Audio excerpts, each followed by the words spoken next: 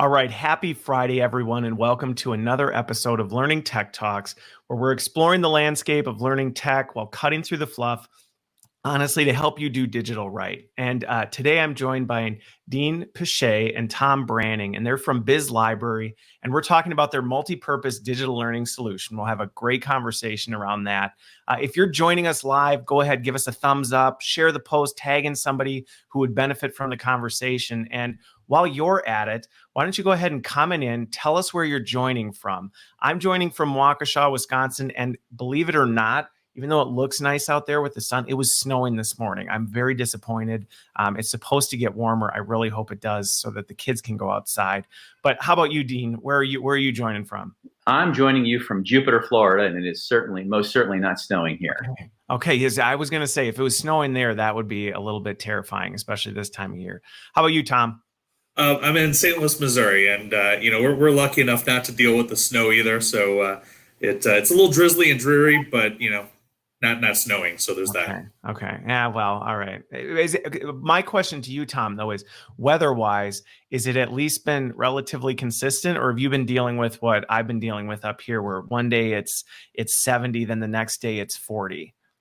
That's St. Louis weather. Actually, we make the jokes here that St. Louis has all four seasons, sometimes within like a span of hours. Okay. And so it's been pretty consistent here. It's been the 60s, 70s for the most part. So not too bad. Able to get the kids out to run around a little bit. So that's what matters. Well, and Dean, is it true that what they say about Florida, where if the weather's bad, just wait 15 minutes?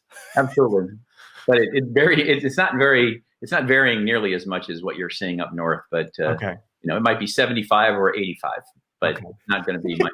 Either way, still warm and nice. It's just varying degrees of warmth. It rains periodically, but maybe for only 30 minutes or so. Okay. But you can't go to the beach right now, so there's not a whole lot you can do with that. That's true.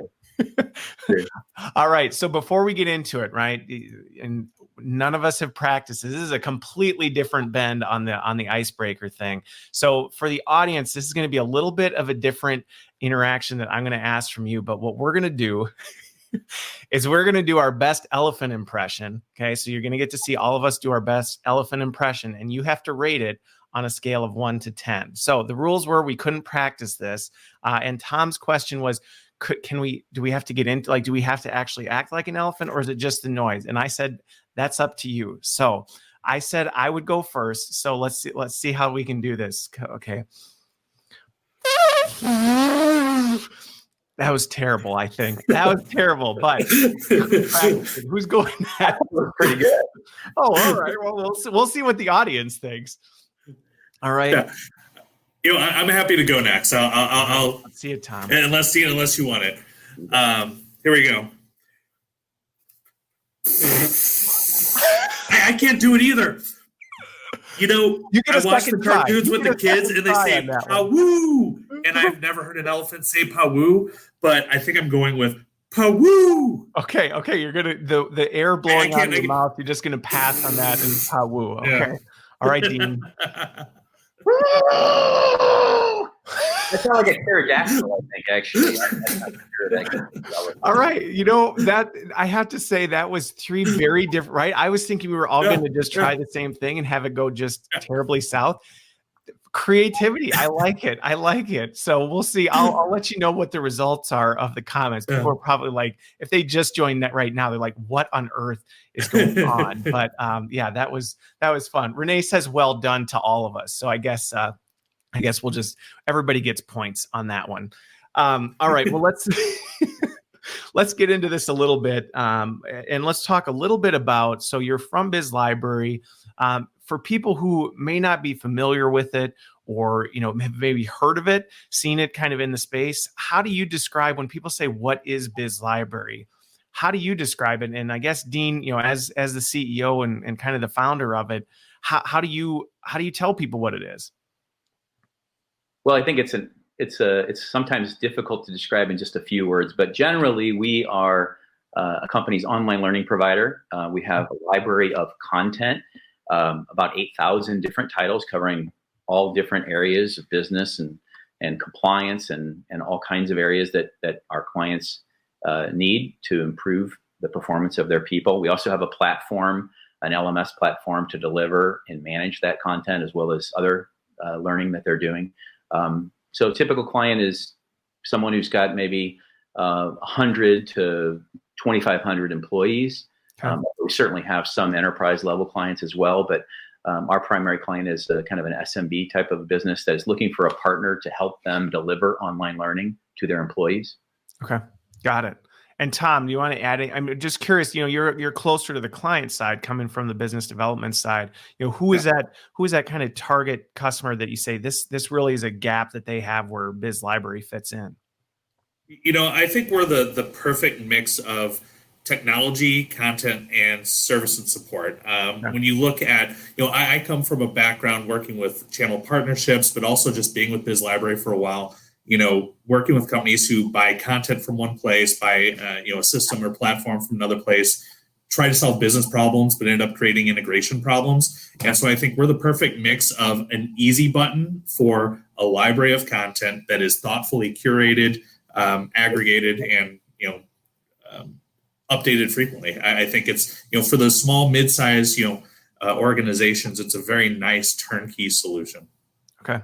Well, and that's when I first, there we go. When I first met you, and I was familiar with you in the space, just having, done a lot of work in this space. But that was, to me, as I looked into kind of the way you market this stuff for some companies, when it comes to this digital learning space, right? They may be on the end of, they've got 9 million different solutions and they're trying to pull them all together. But I see there's almost a maturity curve people are going through, and some people are definitely not in that situation, especially if they're not a big enterprise client with 38 different systems that they're trying to pull together. And they may be just starting. And it can be, I can tell you, I've been in those small companies before. It can be overwhelming to feel like, oh, we have to buy this and this and this, and we have to find all this stuff and then figure out how to weave it together. So I can see where, it seems to me, and you can correct me if I'm wrong, not that that's your only market, but that's really where you're able to connect and really solve some big problems for people. Is that accurate? Yeah, I would say, we always said that, for our clients, if you want to get started with online learning, all you have to do is upload your employees into the platform, and that'll take you about 3 minutes. And then you can begin learning. They can begin learning right away. Now, we do have a whole different relationship with many of our enterprise clients where they already have an LMS and they're looking for a content solution, something that's a little bit different than what they already have in many cases. Our content tends to be 5 to 10 minutes in length, video-based with support materials. It's reinforced, meaning there's a series of reinforcement boosters that are available to learners after they take the lesson, and they can also customize it. So those are the things that kind of resonate in the larger companies. But then we're dealing typically with other systems. Okay. I think for the mid-sized company or the smaller company that's just getting into online learning, they really enjoy that easy button, as Tom said. Yeah. So I'm curious, before we go too far, because I think we can dig into all three of those components, and actually the reinforcement and retention component of it, I definitely want to touch on that as well. But before we do, I'm just curious, as you went out there, and you obviously, there's a lot of tech out there doing some of these different things, but when you were looking at things, did you say, and you've been around for quite a while, did you say, hey, you know what, while we see there's other players out there, we think there's still a gap, or there's some real problems that we can solve differently, and that you've kind of found your competitive edge with? And I'd be curious on both sides, from both of you. Yeah, I'll start at the beginning and then let Tom kind of talk about something that he's seeing right now. So in the beginning, what we were looking to solve, the problem we were looking to solve, is that companies were starting to get interested in digital learning, okay, and they didn't know how to do it. And so providing them with a one-stop shop solution. And then the content that was out there was frankly not up to the standards that people were viewing at home. So if I wanted to learn how to tie a bow tie, I was getting a much better video lesson than I was getting if I wanted to learn, how to manage employees. And so there was a lot of legacy content that was really old. It was long. It was text and graphics heavy. And so when we got started, the idea was, let's produce short video-based micro-learning that people can consume, similar to the things that they're looking at on YouTube or other, kind of consumer oriented services. Okay. And then it's continued to grow. So Tom, how has that continued to grow as you've, continued to be in the market? Yeah, no, I think, it's interesting being around 23 years, 24 years, as an organization. We've really changed a lot. We're not a startup, but we kind of feel like the older startup on the block. We're always really reinvigorating our solution. And so, where Dean mentions about the content, I think we jumped into online learning in 2000 or so. We partnered with organizations. We had content that we were offering was, it's from the same guys that everybody else uses. And, we found challenges with the results our clients were able to get. They didn't like a 2-hour course. They didn't like click, click, click, click, slide, And so, we've really been thoughtful. We've always been a curator and an aggregator, but, over the last 8 years or so, I think, the content that we've developed internally, has really been a differentiator. And our content library, to Dean's point, talked to a lot of clients, a lot of prospects who are just looking for something different than what they've had in the past, and asking them a few questions, tends to be, they're looking for diversity in content. They're looking for something that's thoughtfully curated. They're looking for things that are easy to consume. And I think we really hit the mark, and that's really how we've merged, changed. I think our storyline over the years is really, just being very responsive to what the clients need and want. Learning doesn't have to be painful. It can be a 5 or 10 minute thing. It doesn't have to be 3 hours with a bunch of clicks. Yeah.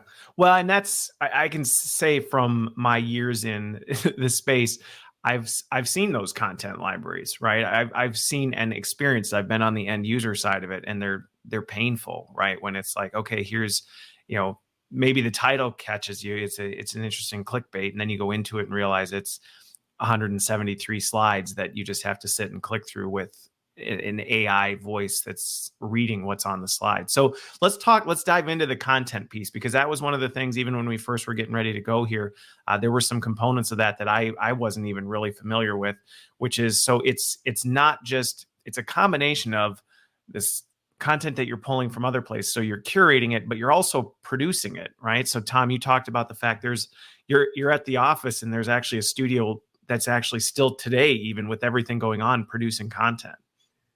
That's right. We have a production studio here in our office in St. Louis, and we have been, producing things over the last month or two. They're just relevant and timely for our clients. Things dealing with, early on in this process, COVID and dealing with stress and anxiety, and working remotely, working at home. But we're already producing content dealing with reentry and trying to help people get back into the office. And so I think being a curator and an aggregator is nice. You can't be everything to everyone. We're not going to be the best IT producer of content or software. You can't do everything. But I think we're able to really thoughtfully design and produce things that really are timely for our clients and hit the mark in a way that that as just an aggregator you can't do.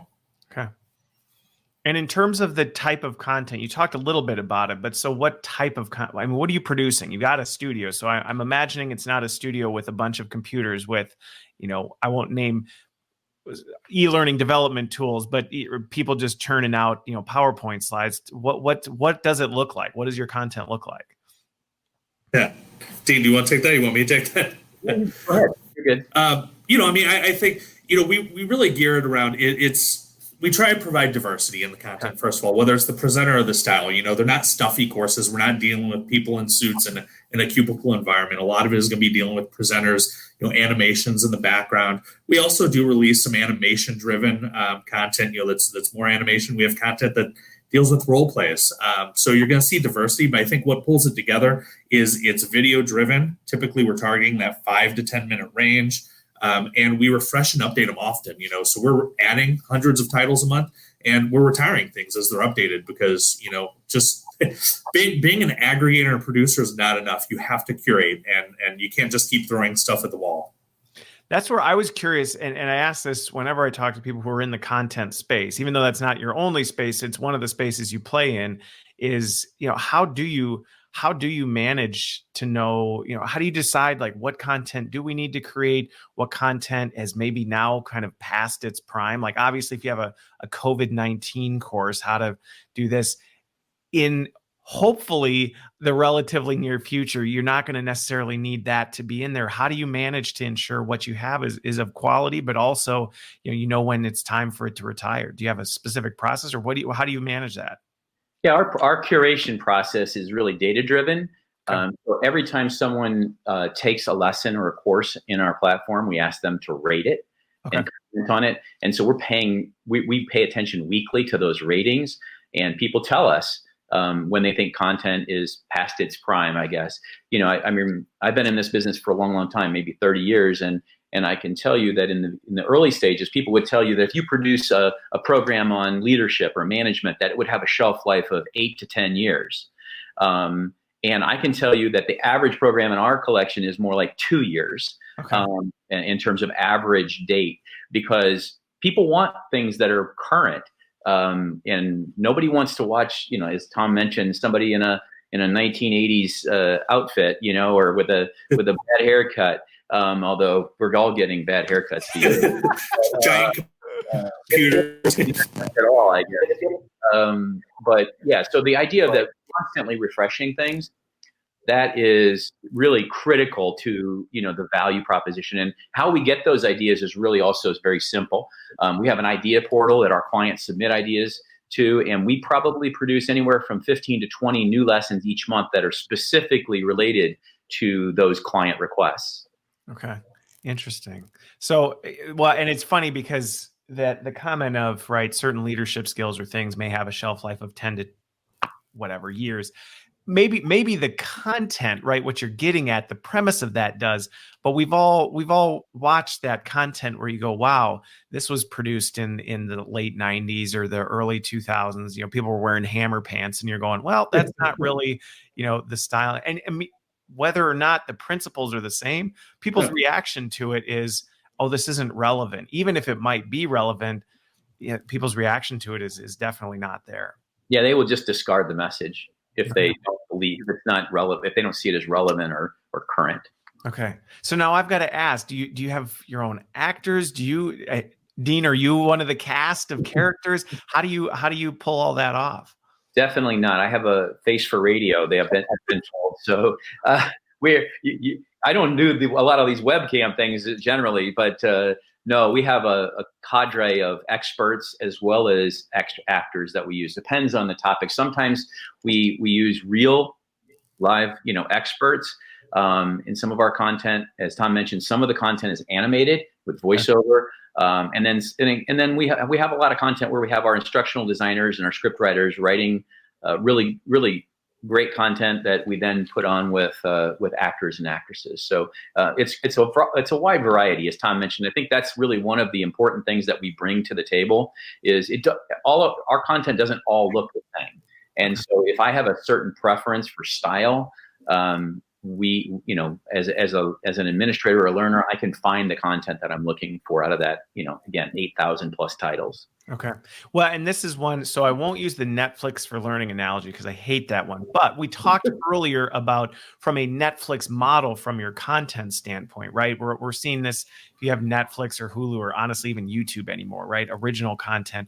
You also license things from the outside. What is that breakdown? I mean, how much of your content is yours? How much is from other places? And what do you see in terms of user usage from a distribution standpoint? Tom, you want to handle that one? Sure. Yeah. I think we've really ramped our production over the last 5-6 years or so, but we're really looking at probably about a 25-75% split. I think about 25% of the library is what we've produced, with about 75% of it being stuff that we're aggregating from different groups. Interestingly, though, the utilization is almost reversed. So because again, we're producing a lot of content that's based on client requests. But there, as Tom mentioned, 75% of the content is aggregated from third parties because they have unique perspectives. They have unique subject matter expertise, whether it's IT skills, desktop computer skills. And frankly, BizLibrary isn't going to have a lot to offer the world in terms of a new approach to learning Office 365 or something like that, right? Okay. But when it comes to an approach to handling things like sexual harassment in the workplace, ethics, other types of areas. We even have a new safety library that's coming out that we think we can do with a unique twist off of some of the other content that's available. I think that's really where we add value. Similar to what, again, I hate that Netflix for learning now myself. In fact, we were founded before Netflix. So I always tell people Netflix is the Biz Library of home entertainment. There you go. Put the analogy on its head. No, that's great. Well, and I think what you're getting at, it's something that we have to do on the practitioner side, right? Which is decide what we talked about this before we went live, right? Is the fact that, so right now, a lot of instructional designers or internal teams are pushing to maybe create content around how do you manage a remote workforce, things like that. And it's like, well, that exists, right? So let's not recreate something that we can easily get to. Let's just leverage that. But where we think our unique spin or the flavor we put on it is unique. So you're actually doing that on the other side and then eliminating the fact that as a customer, I have to go license multiple content sources to try and pull that in, if I'm understanding correctly. Yeah, we have a lot of variety, different ways to approach the same, similar topic.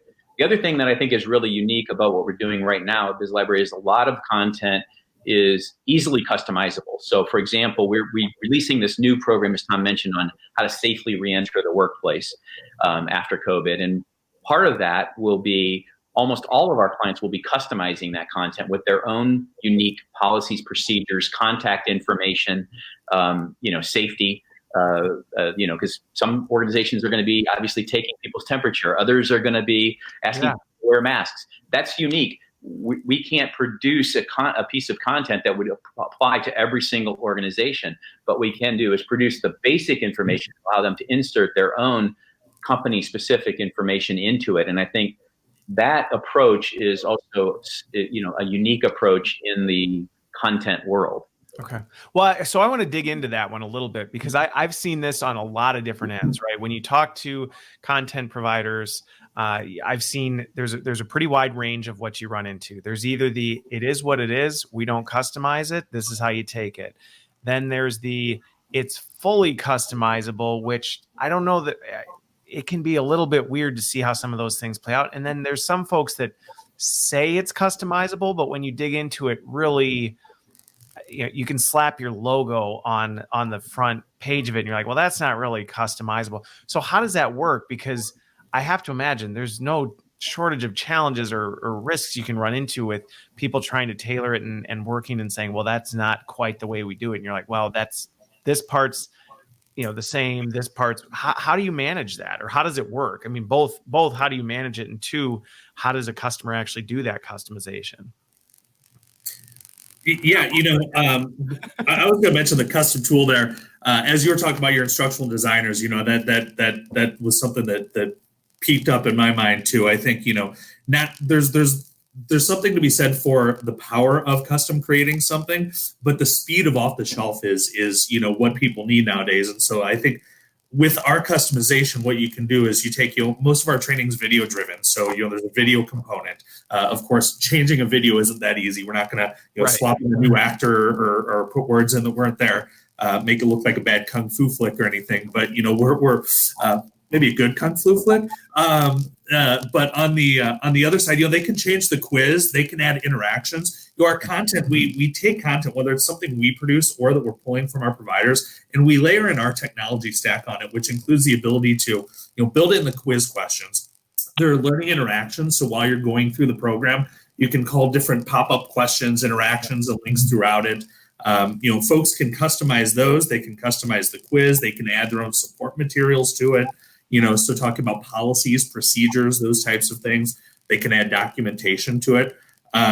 To take it a step further, there are times where, there have been things that come up that maybe do require more levels of customization. And we've worked with clients to even, shoot custom videos in the past. Okay. Yeah, I think your point is really important. You can have 100% customized program. There's really rare, that is really rare. Yeah. Having the program available off the shelf is another end of the spectrum. And in the middle, I think, is having the opportunity to template and customize the program. We have to provide our some direction there. And so we generally say this would be the place to pause the video insert your specific policy or a question to make sure that they're understanding what's going on here, or they can apply it to what's happening in your workplace. So it's not just slapping a logo on the front.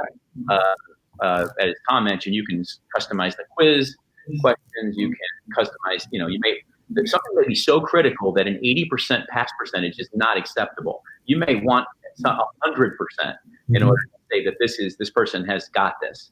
And then, of course, having support materials that are customized to your organization is really important for our clients too. So we think customization of an off-the-shelf program is really kind of the best of both worlds, honestly. Yeah. Well, and that's where I land. I tend to find myself saying, listen, it's not a off-the-shelf or totally custom. I can think of hardly any instances where I've ever gone fully custom with anything. I mean, there are some very specific nuanced things that maybe are very company specific. It might be about your product, things like that, where you go, well, there's not much, I'm not going to find something out there about it.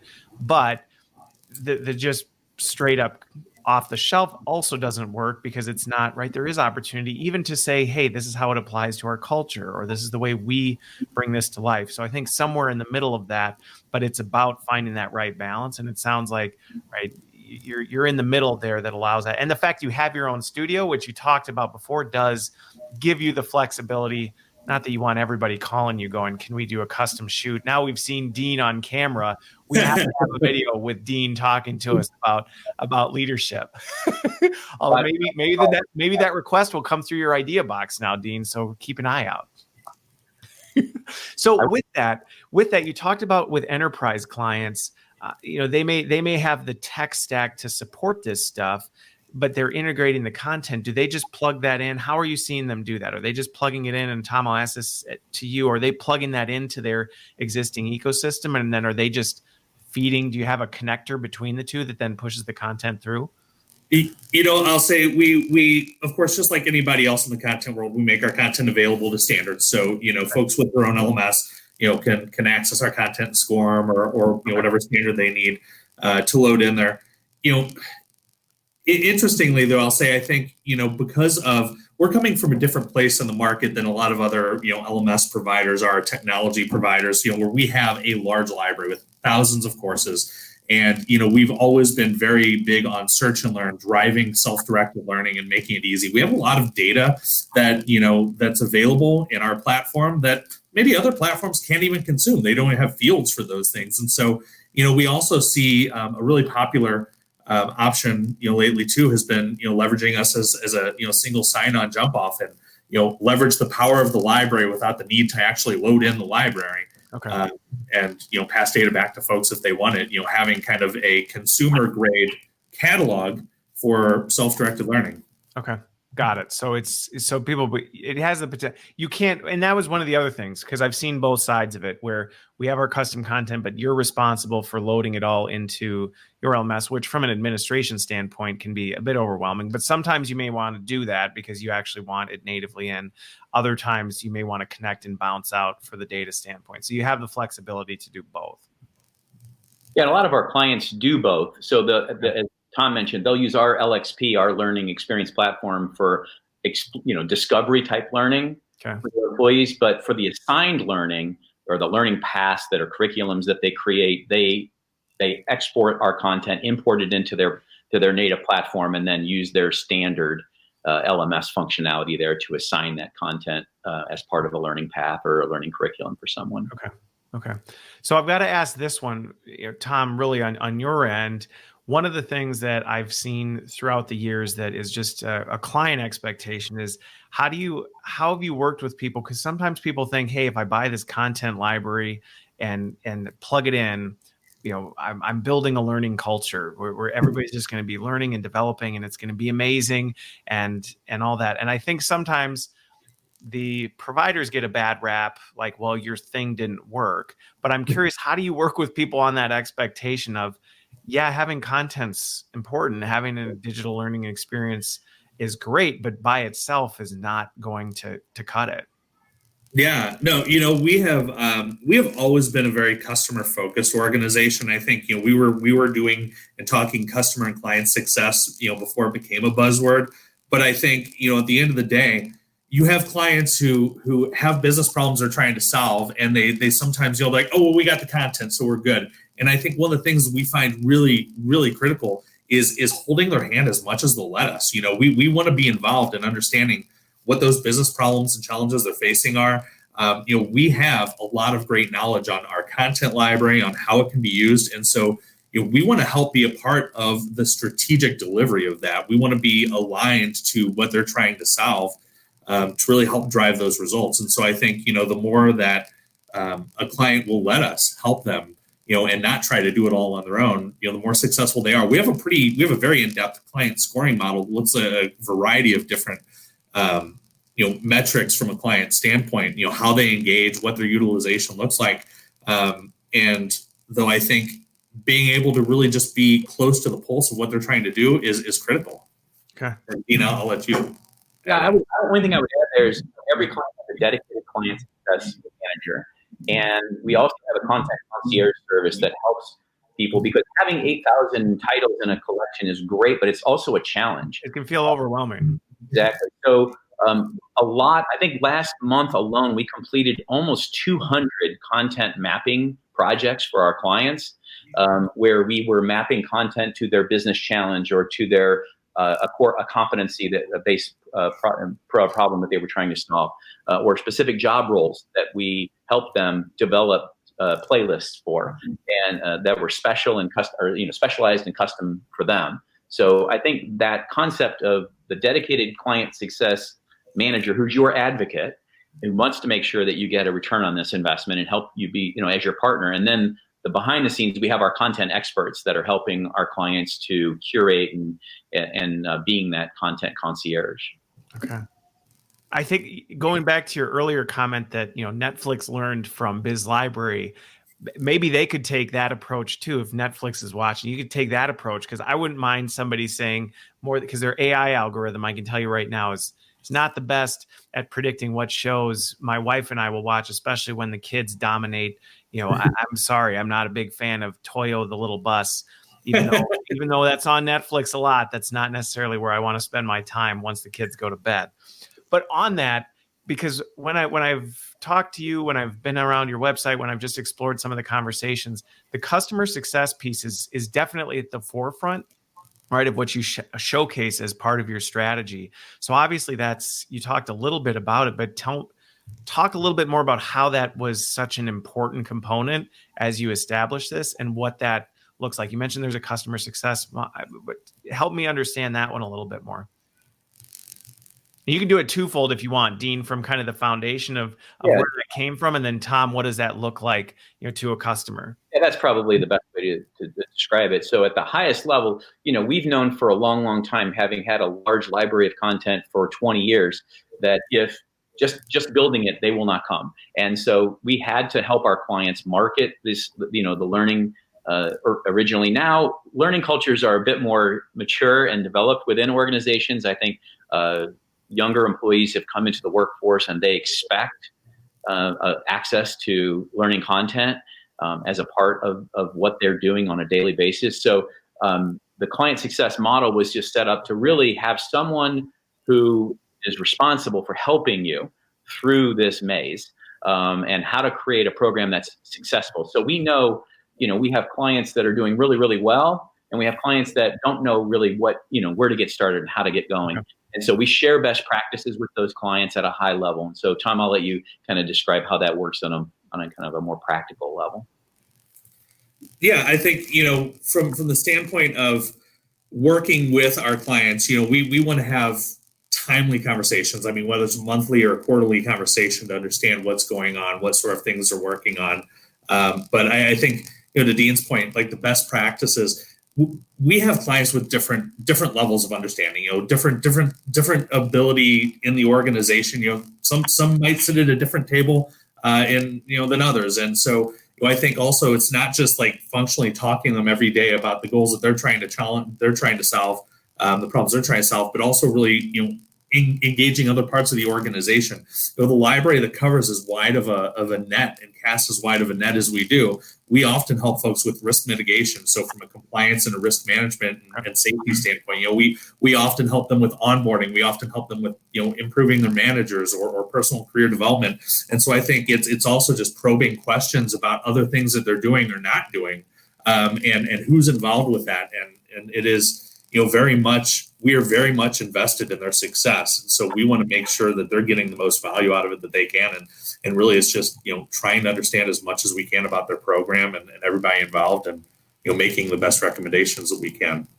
And to that point, one of the you asked earlier is about the implementation of our content versus other content, the more traditional content. What we saw in the course of the last 15 years is that in the old days, legacy library, people were, employees were accessing 3-4 courses in a year. Very little engagement in learning content. Our typical client is like 6-7 lessons per month. So it's like 12 to 15x what had been happening in the past. And so that's the result of really engaging with the learning administrators, the learning and development teams, the HR people on a client side, and helping them market learning, making sure that people are aware of what's available to them, making sure that they can create the curriculums that they need to solve the problems that they're looking to solve. Okay. And so there's two things that you hit on that I think are important.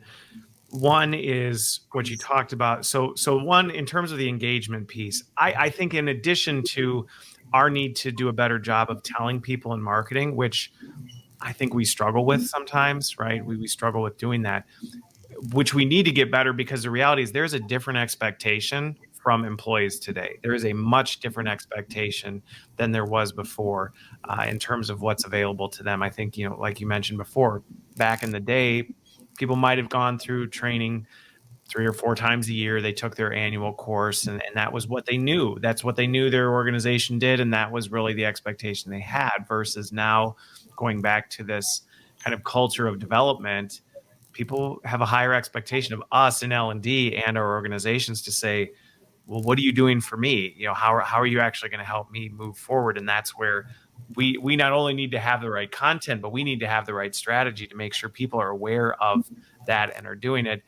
And I think what you're talking about is something that I will just say is not always the case when it comes to things, right? There's no shortage of times where you get something, you sign on the dotted line, and then you're kind of left on your own, which for some people works, right? If you've been in this space and you know what you're doing and you don't really necessarily need that guidance, so be it. But I would say a large majority, well, you tell me, Tom, but I would say what I know just from the circles I run in is a lot of people are not in that position where they've got it all figured out. They know what they need to do, and they just need to buy something, and then they've got the execution strategy. But I'm curious what you're seeing, Tom. I mean, maybe I'm just off. I think a lot of times people, when they're going through a buying cycle or a purchasing process, they have blinders on to a very specific thing they're trying to focus on. And I think, with a library like ours that covers such a wide range of needs, it is really important. You talk about kind of the strategy of engaging the workforce now. I think having both a push and a pull strategy is important. And that's one of the things that we do really well. You're pushing content to people, but, trying to create that culture where they go out and they look for learning and they search for learning when they need it is something that our library really helps them to drive. I think that the self-directed learning component of that. Okay. So on the shifting gears a little bit, right? So we've talked about the content piece, we've talked about client success. I'm curious on the actual platform. You use the word learning experience platform, which is a very diluted term right now in the space. So I'm curious, when you say, right, we've kind of created a learning experience platform, what types of capabilities, is it an LMS? Is it an LMS on steroids? Is it a full-blown LXP with open connectors into other things? Where does it fall on that scale? Because it is confusing when people say, we have a learning experience platform. So maybe Tom, from a product standpoint, or Dean, maybe if you want to start with kind of this is what our vision was for it, and then Tom, how does that actually play out? Yeah, well, we didn't really set out to be an LMS business. As it turns out, we built an LMS because that's what our clients needed. They needed a way to manage this large library of content, deliver it for both assigned learning and self-discovered or self-directed learning. And so over time, over the last 20 years, we just sort of evolved our platform into, the version. We have basically two flavors of it today. So there is this LXP, which is really for those clients that just want to have, they want to serve a modern learning solution that looks like what people are consuming in their daily lives, where they can find the content that they need when they need it, and not be, with not all of the bells and whistles of managing instructor-led training and doing all these certifications and everything else. Then, of course, we have our LMS, which is designed for those organizations that do want to have that more formal learning administration. So that's, from a high level, again, we never really set out to be an LMS company. We actually are one today, not because we intended. We're kind of the accidental tourist here in this market. Yeah, and I think in a very similar way, we're kind of an accidental tourist in the LXP market. Okay. In that we built an LMS because that's what we needed to do, and that's how we needed to deliver content. And coming from a place where we had these thousands of courses, and trying to drive people to relevant content as quickly as possible, I think we were very much ahead of the game from a cataloging standpoint, from a metadata standpoint, from having a consumer grade catalog for learning in an organization that a lot of organizations with, a lot of enterprise platform LMSs just aren't at, they haven't been there. And I think we were a little bit ahead of the game on that. And I think we're kind of accidentally a tourist in the LXP market. It's not that we have open connectors to all these different providers. In fact, a solution like Degreed or something is awesome if you have time to curate and to take the time to go find it. And I think what we provide is, a consumer grade catalog that can lay on top of any platform or any system that really, makes it very quick and easy for them to deliver the content, to search for and find content. And as an aggregator and a producer, we're actually doing a lot of that curation for them. So it's kind of making the job a little bit easier. Okay. Got it. And that's where, on that. Well, so I kind of want to ask a follow-up question to that. In terms of consumer behavior, I'm just really curious, you have a lot of this data. You've got, when you're one of the content libraries, you're seeing what consumer behavior looks like and how people are actually interacting. What are you seeing from a consumer behavior standpoint? Are they going to the LMS, the LXP? Are they, finding it through different channels? How are you seeing consumer behavior either maintain or change, maybe even with the current situation? Yeah, I think that, the consumer behavior in our client base a lot of times is driven by the organization they're a part of, I think. People do what they've done and organizations do what they've done. And so part of our client success model is really helping to, model that consumer behavior in the organization. When people come in there, they're asking for something new, it's coaching them through, hey, let's go in here and find it. And so I think there's a certain aspect of kind of organizational tendency that people have. And so we're working to help, once a learner, they might go out, you might go look on Google for something. Dean mentions tying a bow tie. I might go out and try to find a video on tying a bow tie. Maybe I need to do something in Excel, and maybe my behavior is that. But when I come and ask for something, I need to be redirected into that destination of learning so that I know where to go and can come back there. And I find in the past, when content was 2 hours long and painful, it was, oh gosh, I have to do this. I'm not going to do anything on my own. But when it's 5 minutes and it's video driven and it's quick and easy, I think once people realize that, they come back for more. Okay. And, I would say the only thing I would add to that is, we have a lot of data. We have millions and millions and millions of learner, examples or learner interactions every day with our content. And so what we've seen over the last 5 or 10 years has really been interesting in the sense that 5 years ago, probably about 60% or 70% of the content that was consumed in our platform was assigned to an employee by a manager or an administrator. Today, that has been flipped. So now we're seeing 60 to 70% of the content that's being consumed is on-demand learning, but that the employee is going out and finding information when they need it, and seeking that information out. So and interestingly, we're not seeing less assigned learning. So it's just that there's so much more of this self-directed learning that's going on inside organizations, in our ecosystem at least. And so that's something that we pay a lot of attention to, is the data, in terms of what types of content are people choosing, and how do we put content, the most relevant, highest quality content in front of learners so that they want to continue to engage in that content. We are finding that they're choosing shorter content.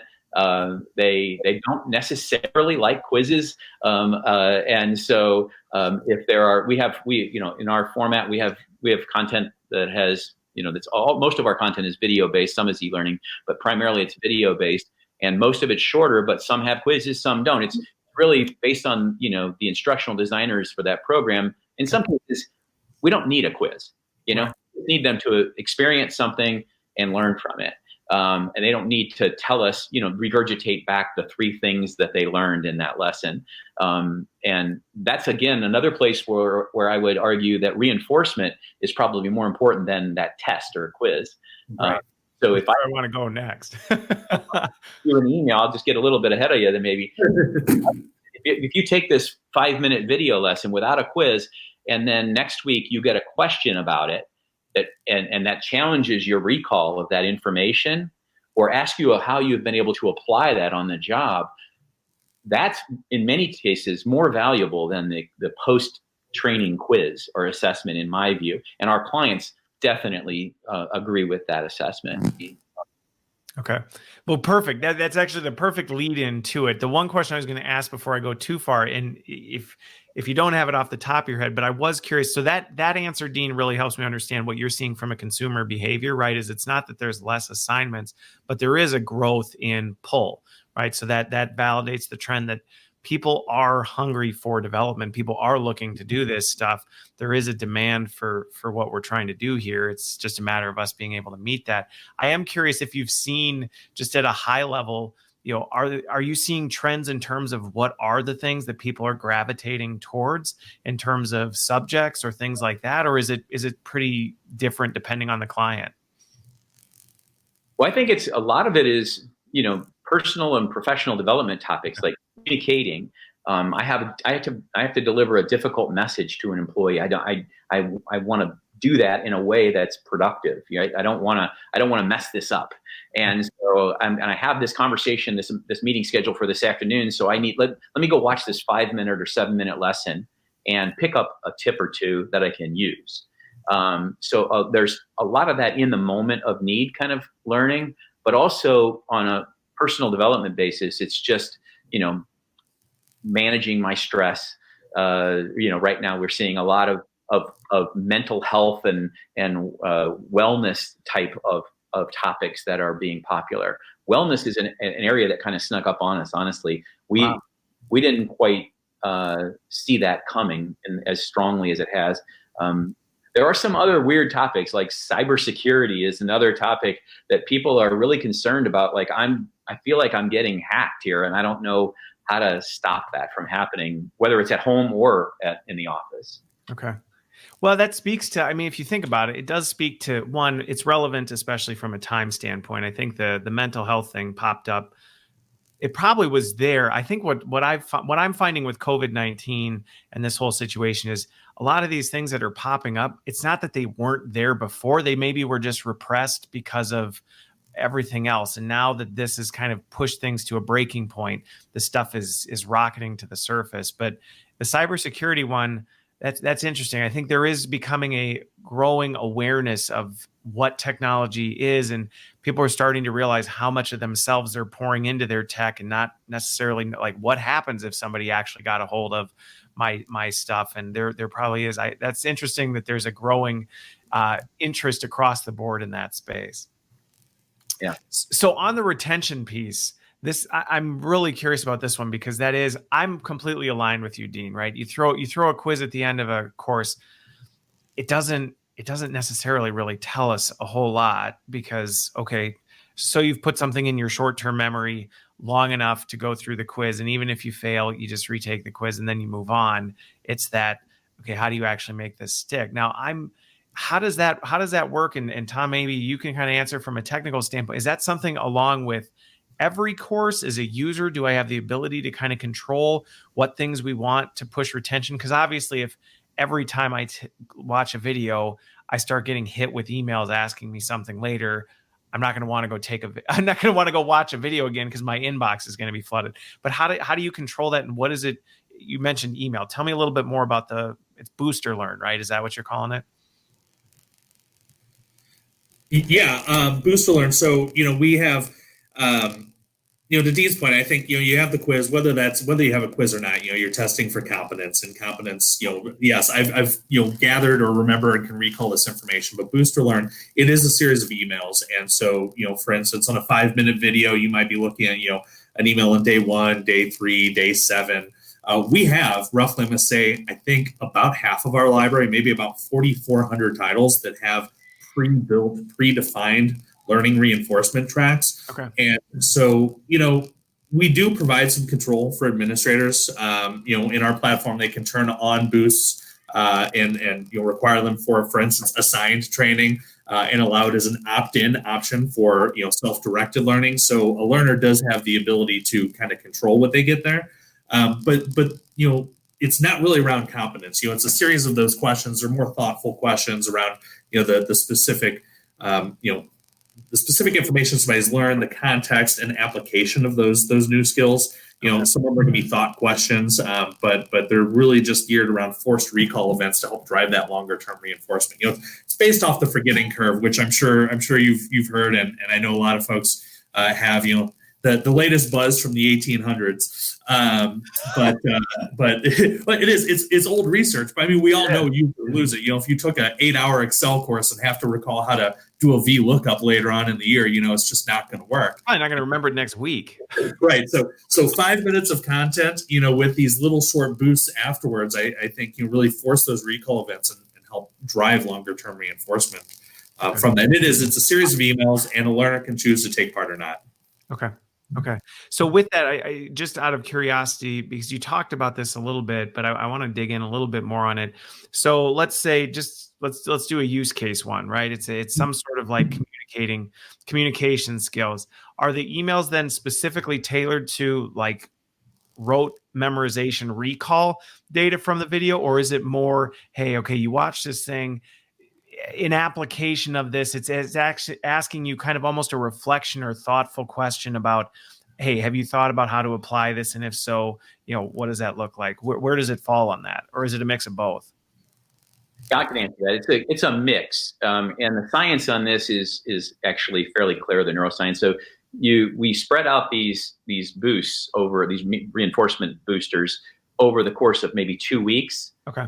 And the timing is actually kind of important, but also the difficulty of the question. Like you said, you might start with a simple recall question a week later or a day or two later, but then you very quickly get into more thoughtful questions where they have to, like if I'm taking a course on active listening, for example, I get a question about how did I apply that information in my daily interactions with a staff member or a client.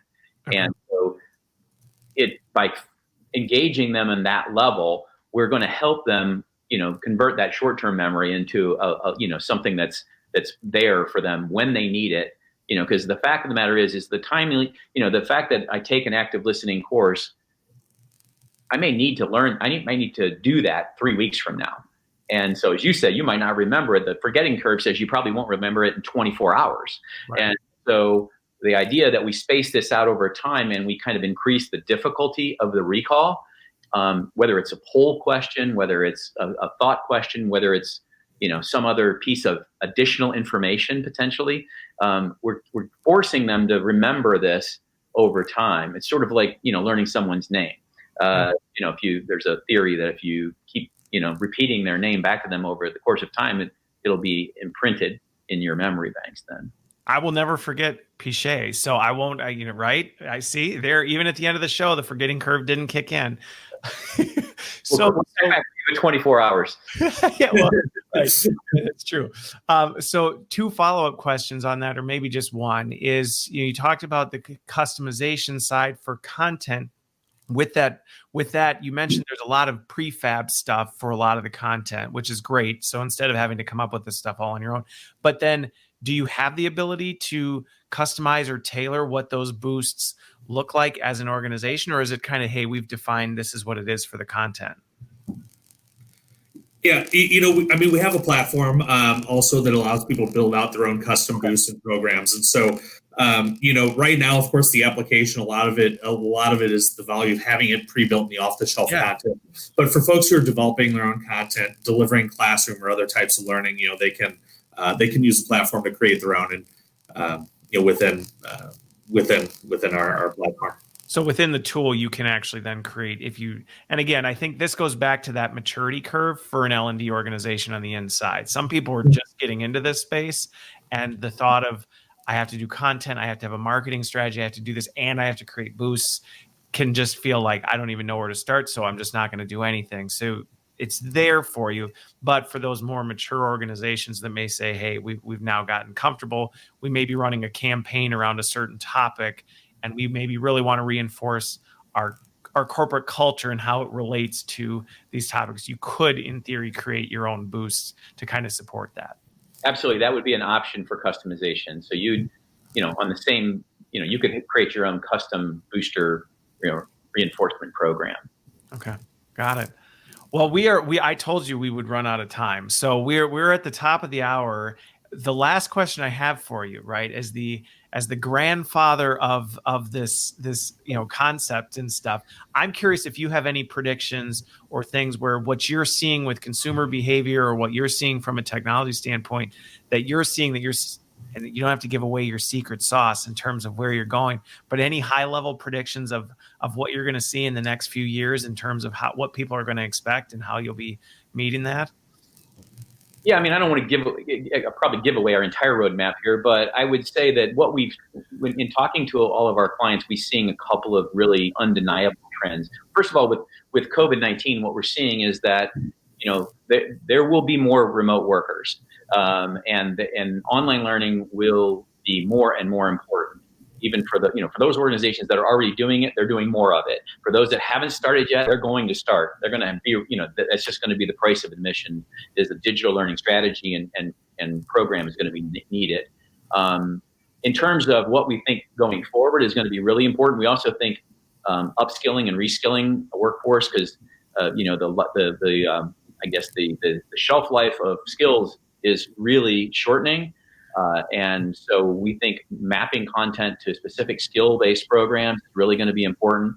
And we also think social learning and coaching is really an important part of this, particularly as we start to work more in this remote environment where we're not able to just, turn around and to speak to someone or walk over into their office and ask them a quick question. Having a platform that can facilitate social learning and coaching, where I can find the expert in my organization on a certain topic.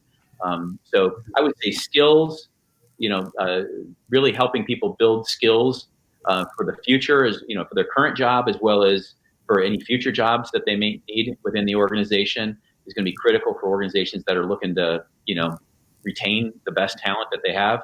And then also being able to coach and learn from peers as well as experts within the organization. All right. Well, I have to say, we talked about this a little before we went live, and I think there's a lot of people right now that are heads down, they're fighting fires, that are just trying to figure out how to navigate where this is. But I'm with you that on the other side of this, if digital learning wasn't part of just your lifeblood, right, and you didn't have a clear strategy for how you were doing it, it's going to become an expectation. It's not going to be a nice to have that, hopefully we'll get to it someday. It's going to become you're going to have to lead with that. So I think it's an opportunity area for our entire industry. Well, this has been fantastic. Tom, Dean, I'm really glad you were able to join me today. Great conversation. Hopefully everybody got what they wanted out of it. I love being able to just really dig into what BizLibrary is and kind of demystify all the components of it, because it really does hit on what a lot of people would say, you have to go get multiple platforms to do this. You're really hitting on all of those through one. And I never say it's the panacea, because, hey, there's different circumstances everywhere, but it definitely does solve multiple problems. So thanks for being here. Thanks for the transparency and the conversation. This was fantastic. All right. Well, you have a great weekend. Thanks everybody for watching, and we will see you next week.